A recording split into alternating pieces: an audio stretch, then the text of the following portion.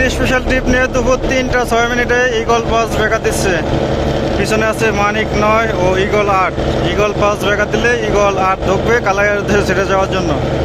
শ্রীনগর 8 ছাড়লে মানিক 9 ঢুকবে লালমোহন যাওয়ার জন্য।